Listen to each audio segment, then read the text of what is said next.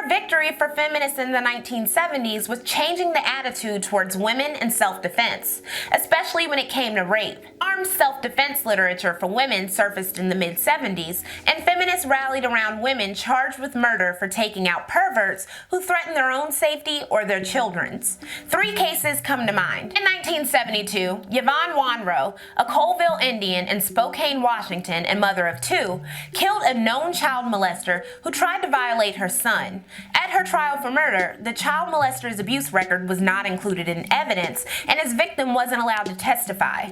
Wanrow was given 25 years. Feminists, along with organizations like the American Indian Movement, publicized her case and rallied around her. In 1977, the Washington Supreme Court ruled for a retrial, saying care must be taken to assure that our self-defense instructions afford women the right to have their conduct judged in light of the individual physical handicaps which are the product of sex discrimination. In her 1979 retrial, Wanrow pleaded guilty to manslaughter and ended up with probation and community service. In 1974 California, a Cuban-Puerto Rican woman named Inez Garcia was raped by a man in an alley while an accomplice kept watch.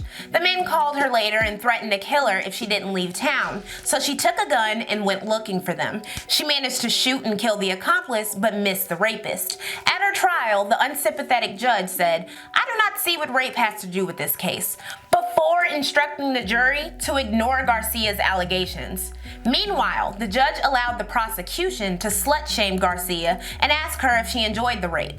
She was found guilty of second-degree murder, and afterward, a juror said, "You can't kill someone for trying to give you a good time." Feminists and local organizers who had been publicizing her story since the beginning ramped up their activism while Garcia spent 2 years in prison.